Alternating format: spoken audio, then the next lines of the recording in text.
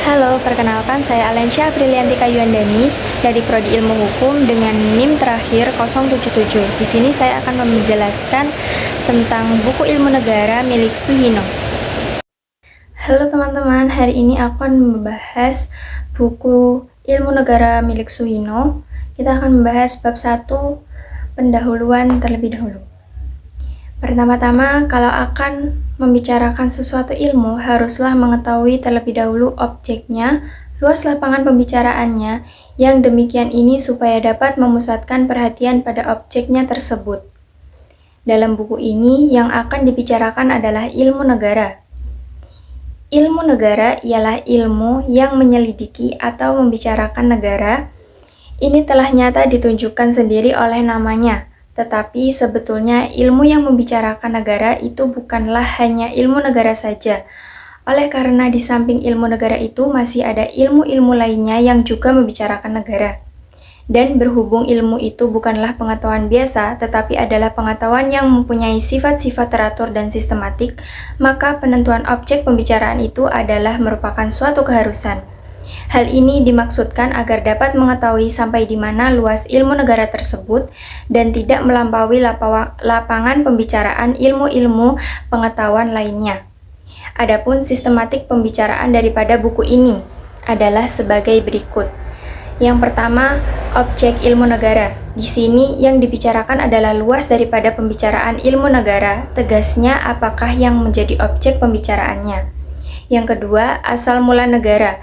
Pembicaraan di sini meliputi teori-teori, ajaran-ajaran, faham-faham mengenai bagaimanakah timbulnya negara itu atau bagaimanakah terjadinya negara itu. Maksudnya, bagaimanakah perpindahan dari keadaan manusia, di mana mereka itu hidup secara bebas, belum teratur ke keadaan bernegara, ke keadaan kehidupan manusia yang serba teratur. Dalam hal ini hanya akan kita bicarakan beberapa teori saja yang pokok-pokok. Teori-teori tersebut antara lain adalah teori pada zaman Yunani kuno. Dari zaman Yunani kuno antara lain dikemukakan A. Socrates, B. Plato, C. Aristoteles, D. Epicurus, E. Zeno. Sedang dari zaman Romawi kuno, sarjananya tidak banyak, antara lain A. Polybius, B. Cicero, C. Seneca. Zaman pertengahan.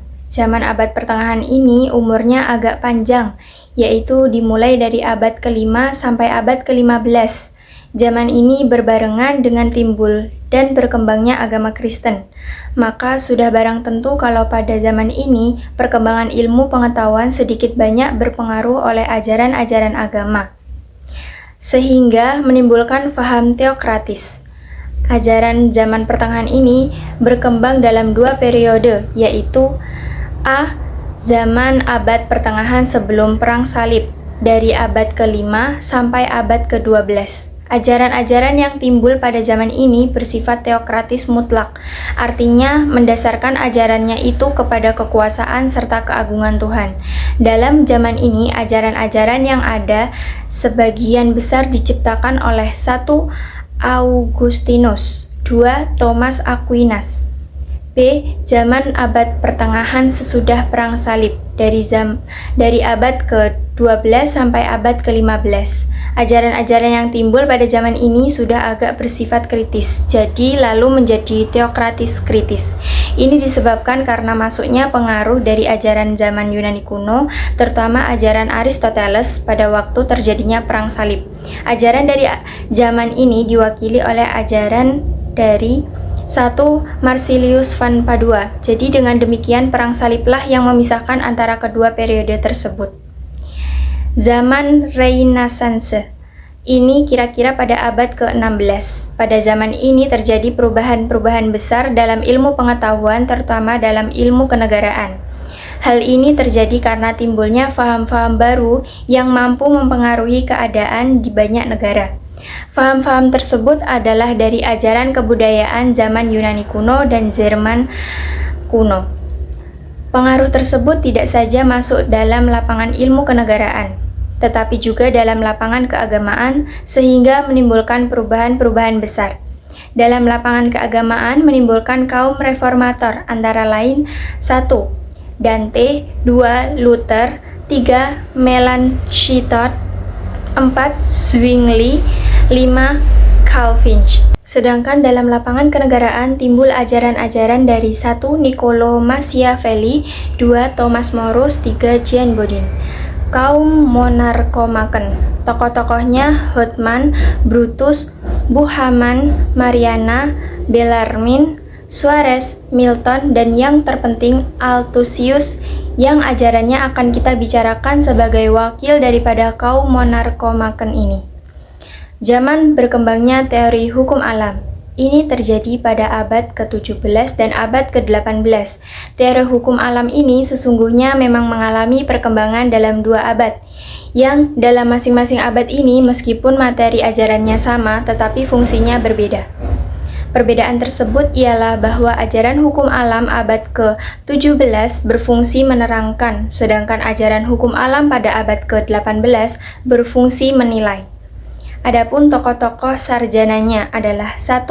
Teori hukum alam abad ke-17. A. Grotius atau Hugo de Groot. B. Thomas Hobbes.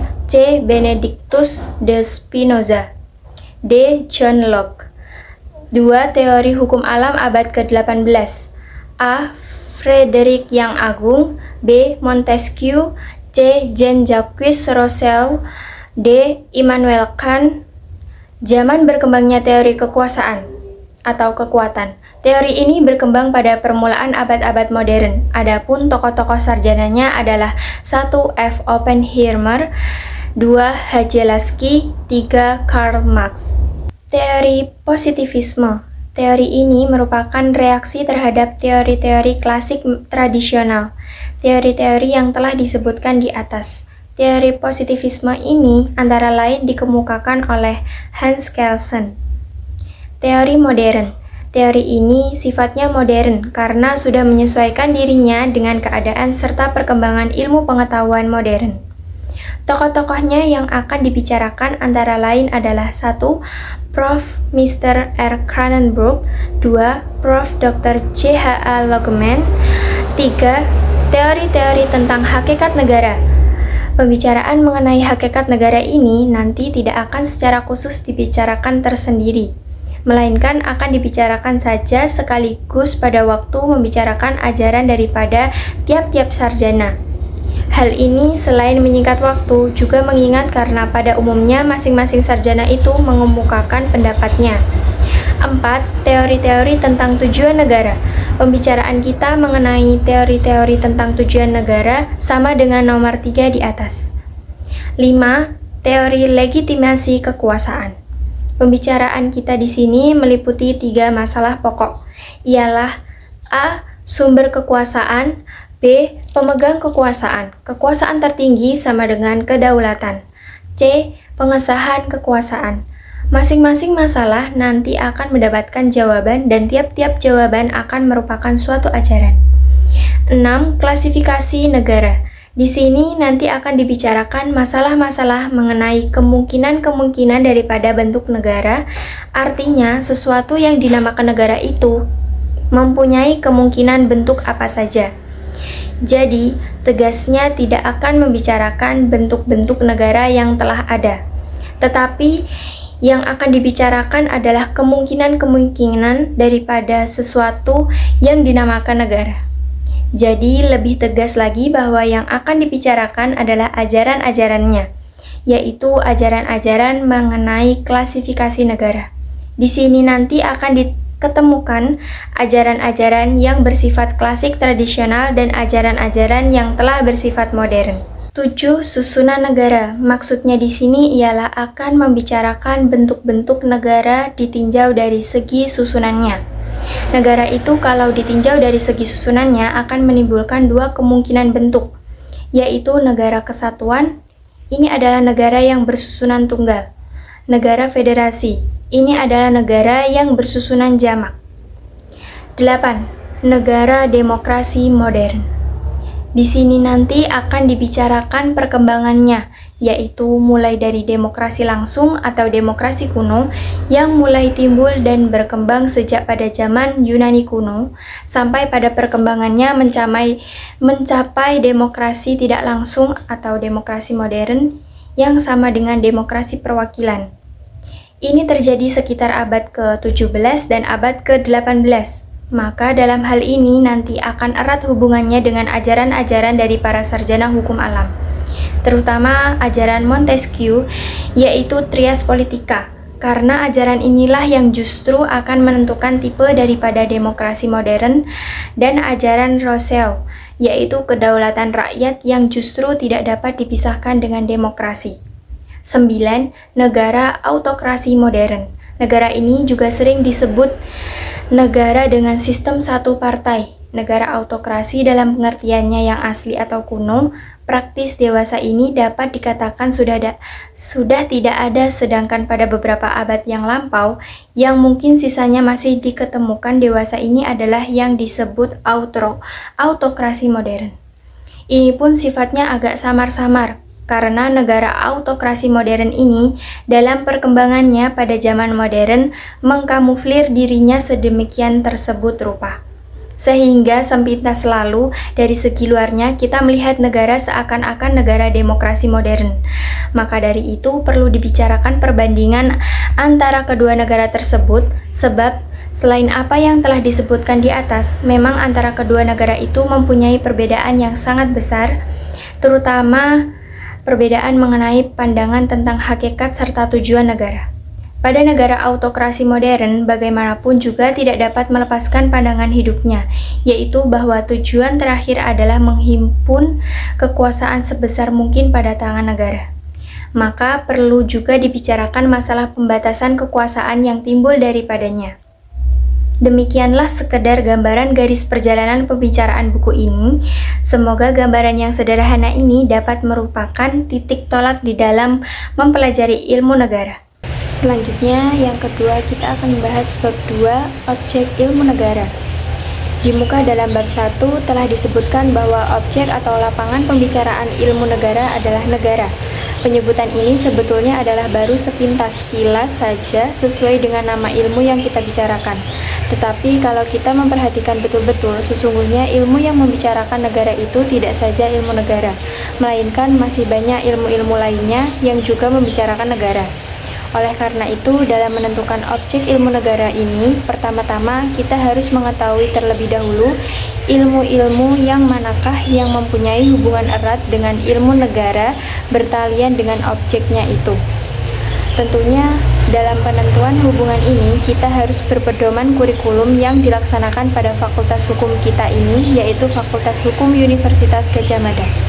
Kalau kita memperhatikan kurikulum tersebut, maka akan segera dapat diketahui bahwa yang mempunyai hubungan erat dengan ilmu negara adalah 1. Hukum tata negara. 2. Hukum tata pemerintahan.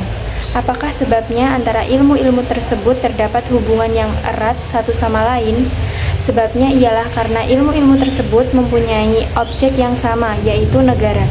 Kalau demikian, lalu apakah bedanya?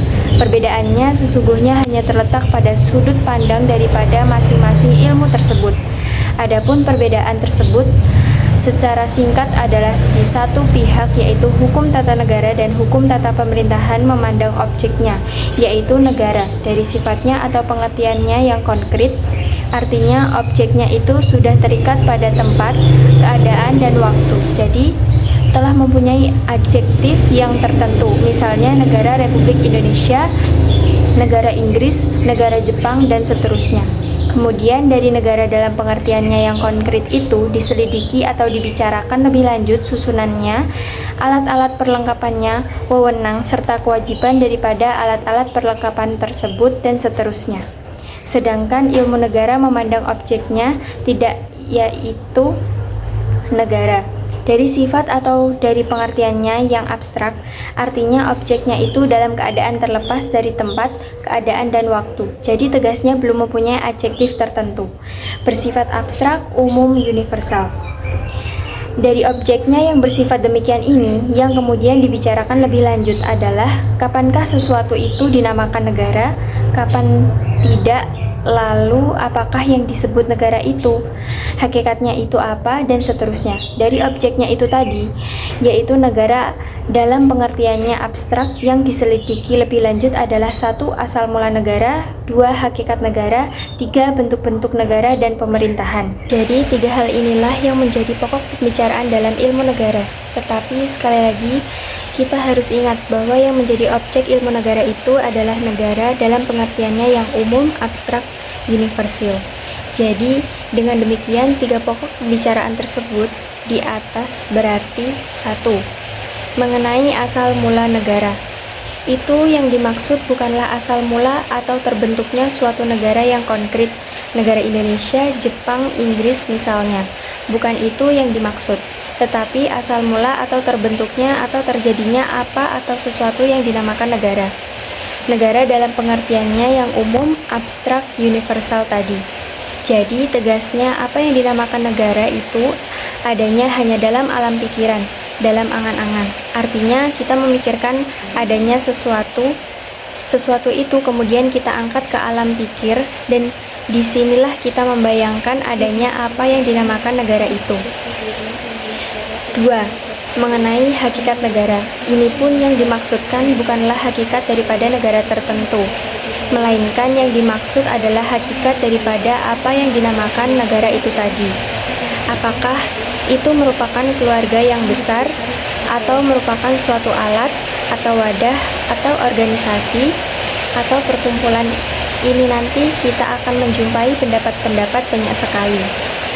Jadi, pokoknya apa atau sesuatu yang dinamakan negara itu hakikatnya apa. Dengan demikian ini berarti memberikan sifat-sifat tertentu yang menentukan dan yang merupakan sifat-sifat pokok daripada apa yang dinamakan negara itu. Hal ini kiranya dapat dijelaskan sebagai berikut. Dengan perumpamaan, misalnya dahulu waktu kita baru mempelajari pengetahuan hukum tata negara, kita masih ingat bahwa demikian pendapat orang pada umumnya. Negara itu ada kalau syarat-syaratnya telah dipenuhi. Syarat-syarat itu tadi biasanya yang dimaksudkan adalah A. Ada daerahnya yang tertentu, B. Adanya rakyatnya, C. Ada pemerintahannya yang berdaulat. Kiranya ini semua sebetulnya bukanlah merupakan hakikat negara, tetapi ini adalah merupakan sebagai syarat-syarat formil saja bagi sesuatu yang disebut negara, bukan merupakan syarat-syarat materialnya. Sebagai suatu perumpamaan, sebuah gedung misalnya. Jadi, di sini negara itu kita umpamakan sebagai sebuah gedung. Gedung itu kalau kita pikirkan, kita pelajari, akan kita ketemukan ada lantainya, tiangnya, dindingnya, pintunya, atapnya, dan sebagainya. Ini semua sebetulnya adalah merupakan bagian-bagian saja daripada apa yang kita namakan gedung tadi. Dan sudah barang tentu ini harus merupakan suatu kesatuan, suatu keutuhan. Sebab kalau bagian-bagian tadi hanya tertumpuk saja, jadi tidak ada sifat-sifat keteraturan dan kesatuannya. Tentunya kita tidak dapat menyebut bahwa itu adalah gedung. Demikian pula halnya dengan negara. 3. Mengenai bentuk negara. Pembicaraan kita pun demikian pula halnya, tidak hanya kita tujukan pada bentuk negara tertentu saja, negara yang konkret. Jadi maksudnya kalau kita akan membicarakan bentuk-bentuk negara, itu berarti membicarakan tentang kemungkinan-kemungkinan bentuk yang diadakan oleh negara. Dan di dalam keanekaragaman tentang bentuk-bentuk negara itu masih kita dapatkan persamaan-persamaannya, sehingga tidak merubah hakikat negara. Dengan sekedar uraian di atas, kiranya dapatlah diketahui bahwa objek daripada ilmu negara itu bersamaan dengan objek hukum tata negara dan bersamaan pula dengan objek hukum tata pemerintahan. Hanya sudut pandangnya yang berlainan. Ilmu negara memandang, menyelidiki, mempelajari objeknya, yaitu negara dalam pengertiannya yang abstrak, umum, universal. Sedangkan kalau kedua ilmu lainnya itu tadi memandang, menyelidiki, mempelajari objeknya, yaitu juga negara dalam pengertiannya yang konkret, yang tertentu. Disinilah letak hubungan yang erat antara ilmu negara dengan hukum tata negara dan hukum tata pemerintahan. Hubungan yang erat ini menimbulkan konsekuensi bahwa ilmu negara merupakan pengantar atau dasar daripada hukum tata negara dan hukum tata pemerintahan. Hubungan yang erat ini menimbulkan konsekuensi bahwa ilmu negara merupakan pengantar atau dasar daripada hukum tata negara dan hukum tata pemerintahan. Tegasnya, orang tidak akan dapat mempelajari hukum tata negara dari suatu negara yang baik kalau sebelumnya tidak mempelajari ilmu negara terlebih dahulu. Demikian misalnya Leon Duguid dalam bukunya Treat the Droit Constitutional hampir separuh lebih memuat tentang ilmu negara. Di atas telah beberapa kali disebutkan bahwa objek ilmu negara itu adalah negara dalam pengertiannya yang abstrak, umum, universal. Jadi perhatiannya tidaklah hanya ditujukan terhadap sesuatu negara yang tertentu, yang konkret, yang telah mempunyai adjektif tertentu. Tetapi meskipun demikian, sebetulnya terhadap objek ilmu negara ini, pandangan para sarjana tidaklah sama. Antara lain pandangan dari seorang sarjana Jerman, misalnya yaitu Georg Jelinek. Dalam bukunya yang sangat terkenal, Allgemeine Stadtlehre, beliau membuat suatu sistematik yang sangat teratur dan karena pengaruh sistematik Georg Jelinek ini, kemudian timbul ketentuan dalam membuat sistematik ilmu negara. Secara garis besarnya, Georg Jelinek membuat sistem sebagai berikut. Pertama-tama, beliau membagi Staatswissenschaft dalam pengertian yang luas dalam dua bagian, yaitu 1. Staatswissenschaft dalam pengertian yang sempit, Rechtswissenschaft. Di sini dalam pembagian ini yang penting bagi kita ialah Staatswissenschaft dalam pengertian yang sempit. Ini kiranya dapat disalin dengan ilmu kenegaraan. Kemudian Staatswissenschaft dalam pengertian yang sempit ini dibagi lagi dalam dua bagian, yaitu A. Allgemeine Stadtlehre, ilmu negara umum. B. Besondere Stadtlehre, ilmu negara khusus. Kemudian Allgemeine Stadtlehre ini masih dibagi dalam 1. Allgemeine Soziale Stadtlehre. Ini menyelidiki negara sebagai gejala sosial dan dapat disamakan misalnya dengan perkumpulan-perkumpulan sosial. Jadi pokoknya tekanan pada sifat sosial daripada negara itu. 2. Allgemeine Stadtrechtslehre, ini menyelidiki negara dari segi yuridis, sedangkan Besondere Stadtlehre dibagi dalam 1. Individual Stadtlehre. Ini penyelidikannya ditujukan kepada suatu negara yang tertentu yang konkret. Jadi misalnya negara Indonesia, negara Inggris, dan sebagainya. Kemudian dari negara yang tertentu ini yang dipelajari lebih lanjut ialah lembaga-lembaga kenegaraannya. Misalnya mempelajari badan perwakilannya, badan pengadilannya, kepala negaranya, dan sebagainya. 2. Special Stadtlehre.